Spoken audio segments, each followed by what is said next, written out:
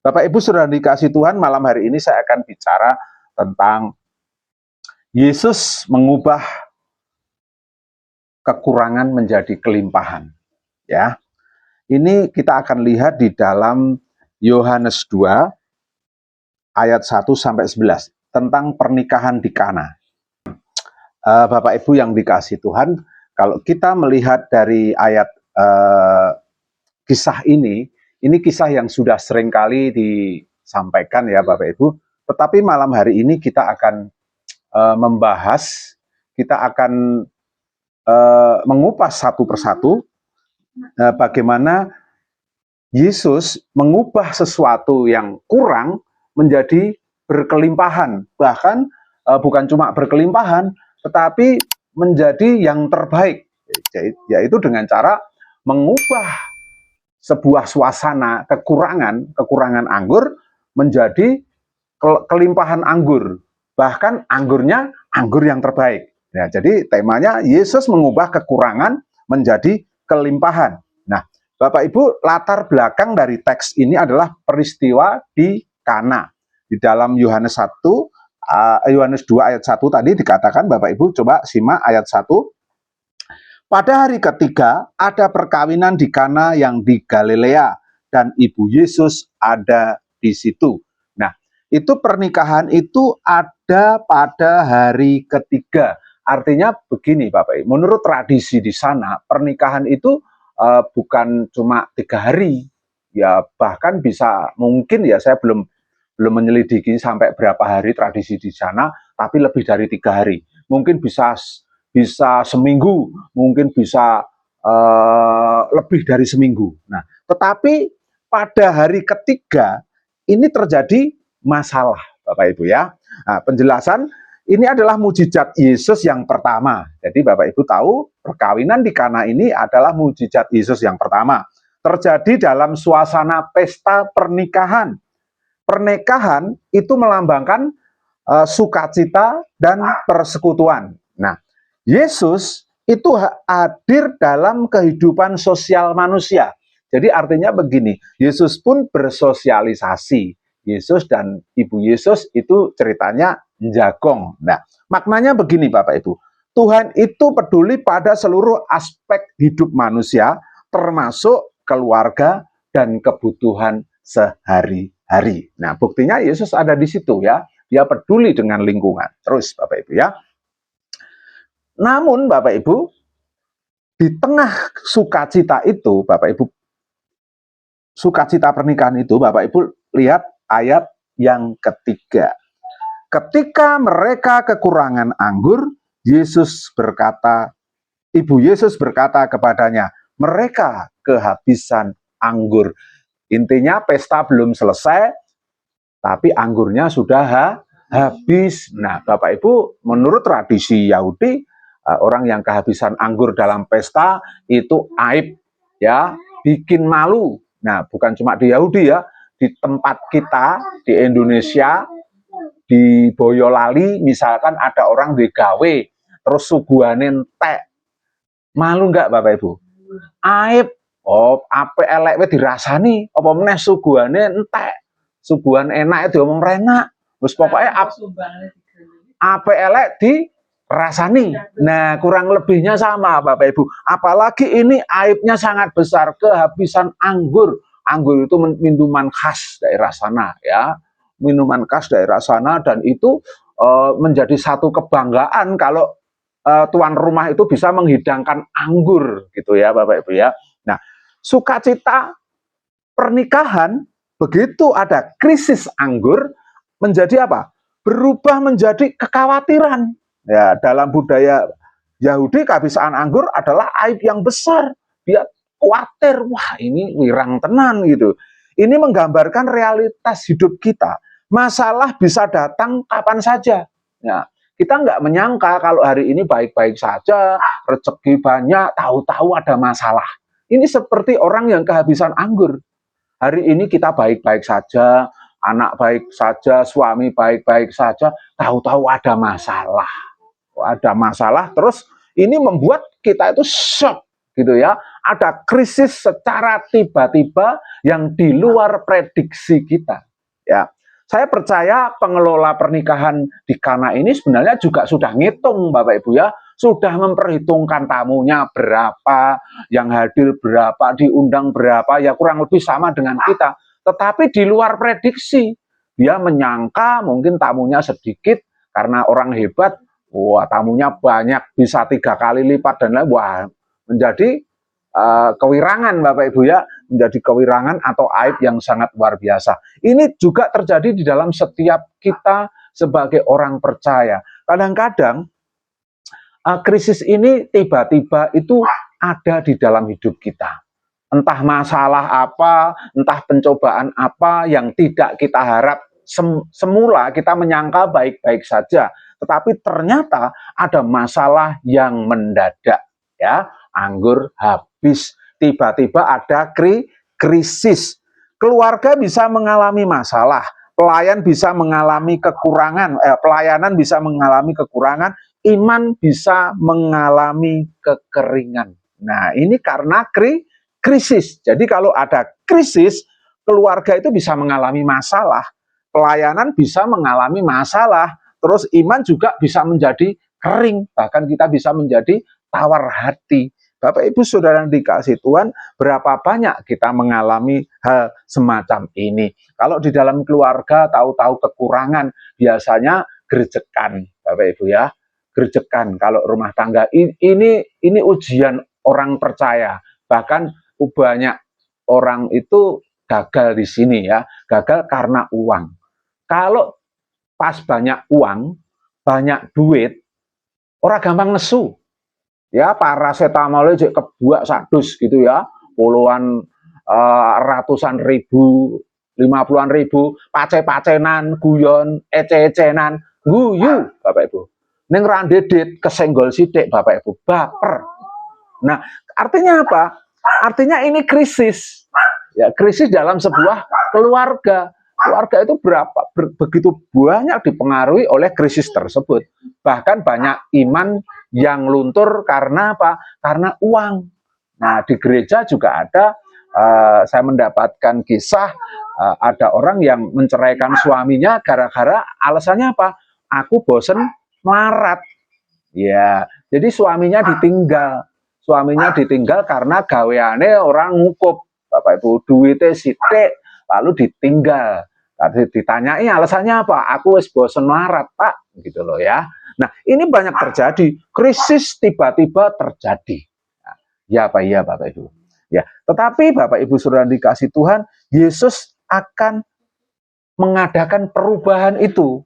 Yesus akan memulihkan krisis itu menjadi sesuatu yang berlimpah, kekurangan menjadi kelimpahan. Nah, Bapak Ibu Saudara dikasih Tuhan, kita harus belajar kepada langkah Bunda Maria atau Ibu Maria. Nah, Ibu Maria tidak menunjukkan panik, Ibu Maria tidak menunjukkan bahwa dia punya masalah yang besar gitu ya, tetapi dia datang kepada putranya, yaitu kepada Yesus. Nah, di situ ayat 3, ketika mereka kekurangan anggur, Ibu Yesus berkata kepadanya, mereka kehabisan anggur. Maknanya begini Bapak Ibu, ketika Bapak Ibu mengalami krisis, jangan lari kemana-mana, lari kepada Yesus dulu.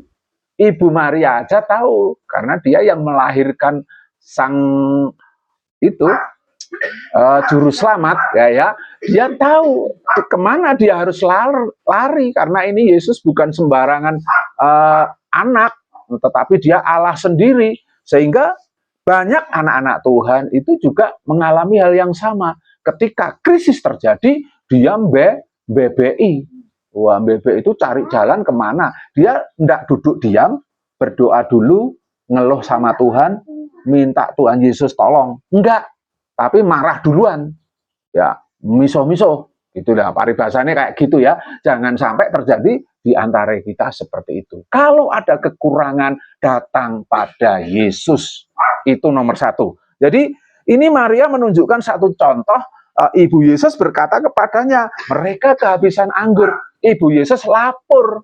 Jadi kalau Bapak Ibu ada krisis, apapun krisis itu, lapor dulu sama Tuhan Yesus. Nomor 1.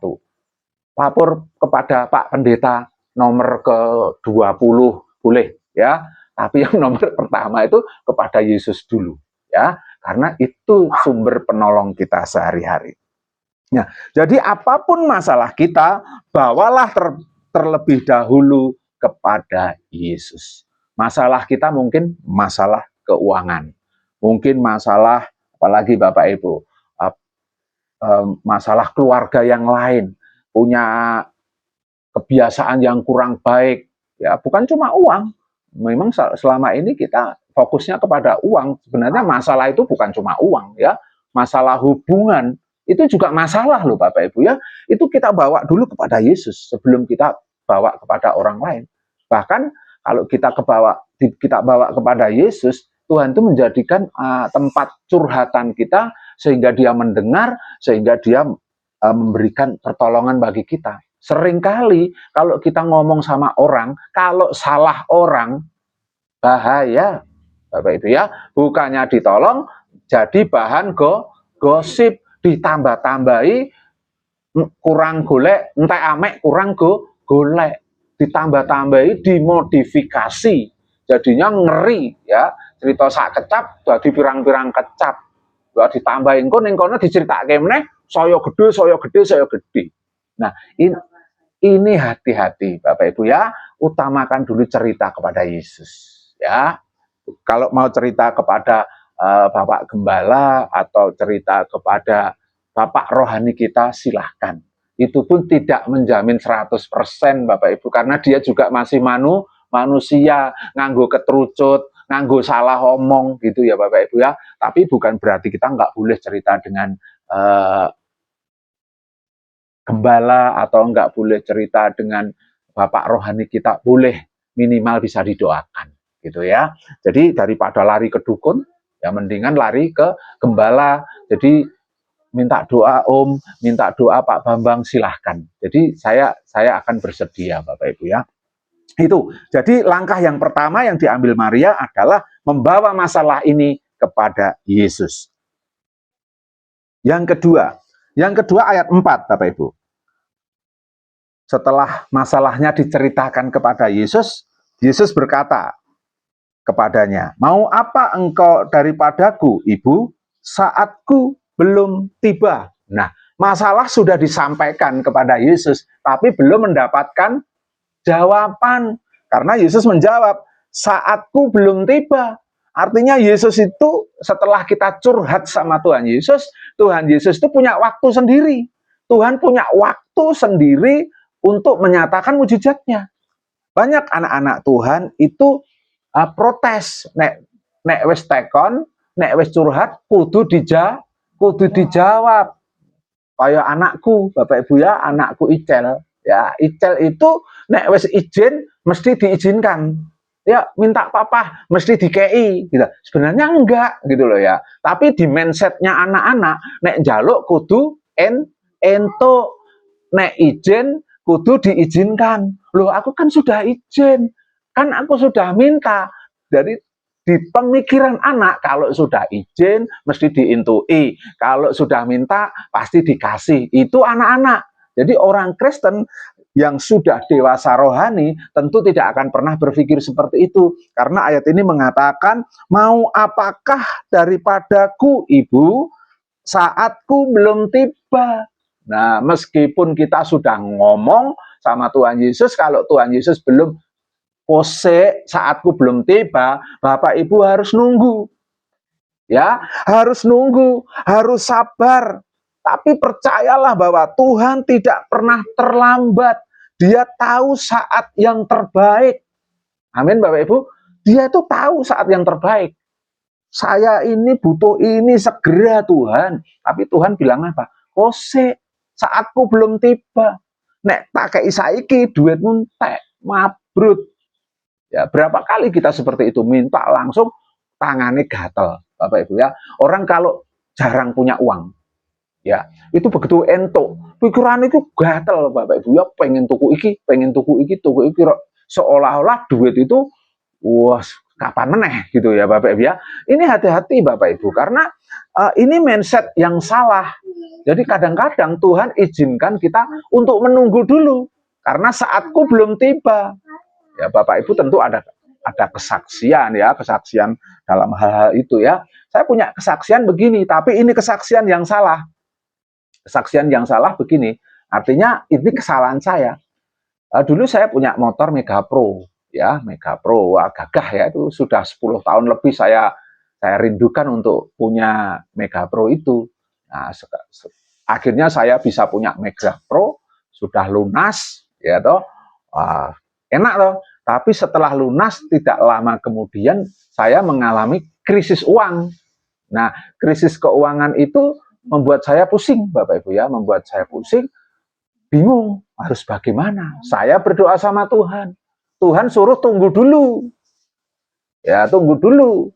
Nah, tunggu dulu. Saya dulu itu untuk apa gitu saya lupa. Tunggu dulu. Tetapi saya ora seronto, Bapak Ibu ya. Mega Pro akhirnya saya jual. Saya jual dengan harga murah. Ya, murah. Tapi beberapa hari kemudian ternyata saya mendapatkan uang sesuai yang saya butuhkan. Motor tergantung terlanjur saya jual. Ya, motor terlanjur saya jual, aku wis entuk nggo tuku neh wis ora entuk Bapak Ibu karena harganya melorot. Nah, seandainya saya bersabar dulu, Tuhan tahu waktu yang terbaik. Tetapi saya salah, saya kesusu, pengennya cepet-cepet dan masalahnya selesai. Nah, berapa banyak kita bersikap seperti ini. Tetapi Ibu Maria ini sabar gitu ya. Ya, kita akan lihat ayat selanjutnya. Lalu apa yang dikatakan Yesus? Ini Maria ngomong gini, ayat 5. Tetapi Yesus berkata kepada pelayan-pelayan, apa yang dikatakan kepadamu, buatlah itu. Ya, jadi di sini Ibu Yesus pesan kepada pelayan-pelayan, apa yang dikatakan kepadamu, buatlah itu. Nah, waktu Ibu Maria ini ngomong sama Yesus, dijawab belum saatnya, dia pesen sama orang-orang, sama pelayan. Nanti kalau Yesus ngomong apa-apa, turutono, taati. Nah, ini begini Bapak Ibu, inti dari ini adalah respon iman. Prinsip rohaninya adalah ketaatan itu pintu masuk mujizat. Ya, kalau tanpa ketaatan ini tidak akan terjadi mujizat, Bapak Ibu ya. Seperti saya tadi, sebenarnya mujizat sudah disediakan, tetapi karena saya khawatir, saya keburu-buru menjual. Nah, akibatnya saya rugi. Begitu dapat uangnya lah rugi, terlanjur dijual, ya. Terlanjur dijual gitu ya. Aplikasinya begini, taat pada firman Tuhan dalam pelayanan, dalam kehidupan, dalam apapun aspek kita, aspek kehidupan kita itu akan mendatangkan mujizat. Cuman saat syaratnya harus taat. Taat dulu apa yang diomongkan Tuhan. Baru mujizat itu bisa melihat, menemukan pintunya di dalam kehidupan kita. Nah, ketaatan itu bukan sampai di situ Bapak Ibu. Lihat, ada ayat 6. Di situ ada 6 tempayan yang disediakan untuk pembasuhan. Menurut adat orang Yahudi, masing-masing isinya 2-3 buyung. Ayat 7. Yesus berkata kepada pelayan-pelayan itu, isilah tempayan-tempayan itu penuh dengan air, dan mereka pun mengisinya sampai penuh. Ketika saatnya sudah tiba, Yesus itu ngomong, ya, Yesus itu ngomong, isilah tempayan-tempayan itu dengan air, dan mereka pun mengisinya sampai penuh. Yang dibutuhkan anggur apa air? Kenapa Yesus ngasih air? Ya, nyuruh ngebaki banyu. Ini di dalam pemikiran kita itu enggak logis. Lah aku njaluk anggur kon ngeki banyu, nek kei banyu aku wis ngerti. Pas mbok kongkon gitu ya. Nah, nek cara kasare kayak gitu ya Bapak Ibu ya, nek mung banyu akeh kebak iki ya. Aku ki butuhe anggur. Tetapi pelayan ini sikapnya bagaimana? Dia enggak banyak tanya, "Tuhan, kenapa air?"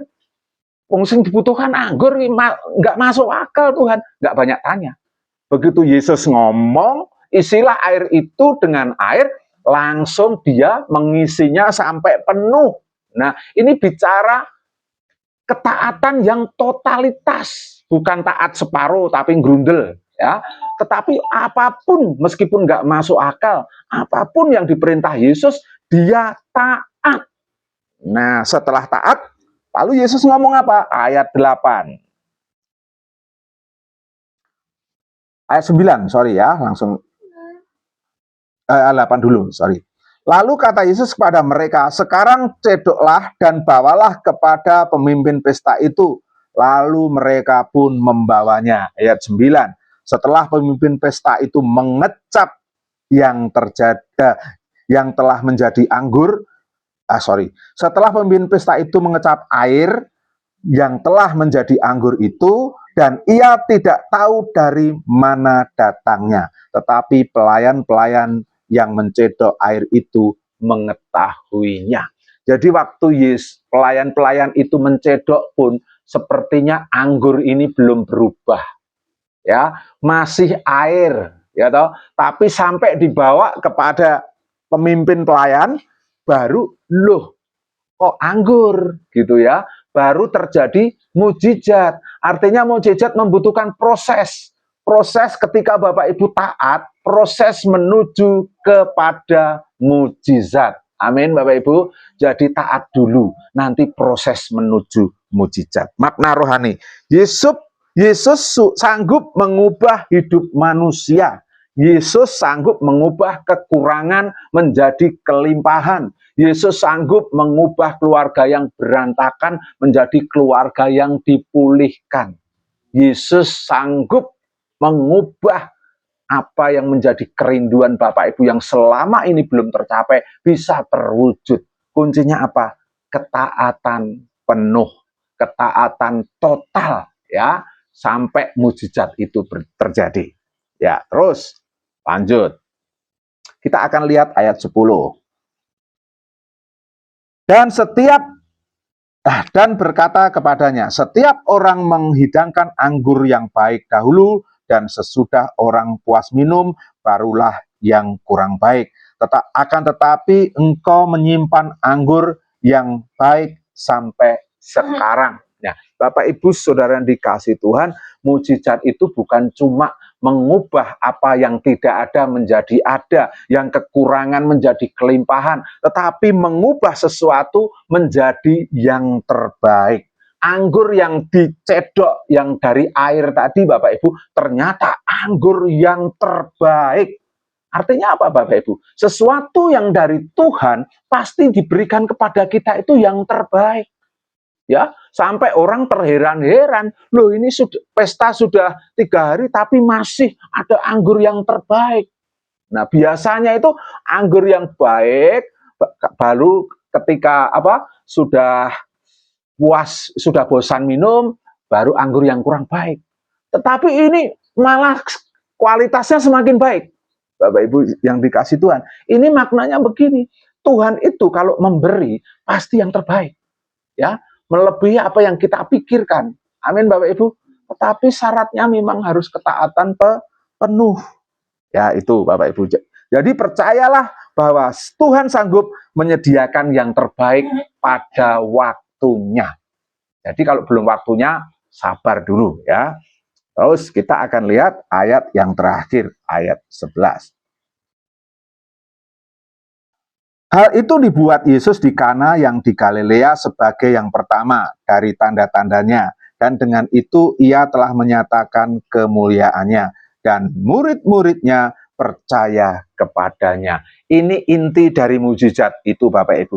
Mujizat itu bukan pertunjukan kuasa, tetapi mujizat itu adalah tanda yang menunjuk kepada identitas Kristus sebagai Mesias dan Tuhan.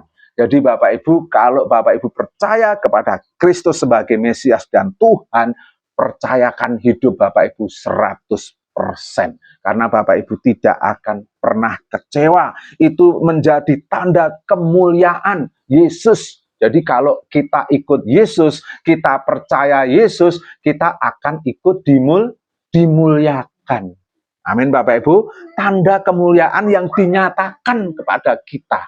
sebagai pengikut-pengikut Kristus. Jadi aplikasinya begini, jangan berhenti pada berkat. Lihat pribadi yang memberi berkat. Ya. Hasilnya begini Bapak Ibu. Ketika murid-murid itu percaya, mereka imannya bertumbuh. Karena di situ dikatakan begini, sebagai yang pertama dari tanda-tandanya, dan dengan itu ia telah menyatakan kemuliaannya, dan murid-muridnya percaya kepadanya. Setelah melihat kuasa Tuhan Yesus mengubah air menjadi anggur itu, murid-muridnya percaya. Di situ percayanya itu meningkat, Bapak Ibu ya, meningkat.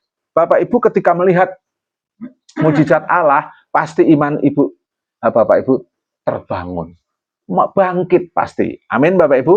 Ya, jadi setiap orang yang membutuhkan pertolongan Tuhan, haruslah kita melakukannya dengan sungguh-sungguh dan minta kepada Tuhan bahwa Dia sanggup memberikan yang terbaik. Karena ketika itu sudah menjadi milik kita, kita akan semakin percaya dan semakin memuliakan nama Tuhan Yesus. Kesimpulan, bagi orang percaya, pelajaran ini adalah Yesus hadir dalam krisis hidup Bapak Ibu. Itu pelajaran pertama. Jadi Yesus ada. Jadi kalau Bapak Ibu mengalami krisis, percayalah ada Yesus. Amin Bapak Ibu. Yang kedua, masalah harus dibawa kepadanya. Jadi kalau Bapak Ibu punya masalah, bawa kepada Yesus sebelum cerita ke lain-lain. Pertama bawa pada Yesus. Yang ketiga, ketaatan mendahului mujizat. Amin Bapak Ibu. Taat dulu, baru ada mujizat. Yang keempat, Tuhan mengubah kekurangan menjadi kelimpahan. Anggur yang kurang baik diganti menjadi yang lebih baik, lebih baik. Semua untuk kemuliaan nama Tuhan. Itulah kesimpulan pada malam hari ini. Biarlah ini menjadi kekuatan dan berkat bagi kita semua. Amin.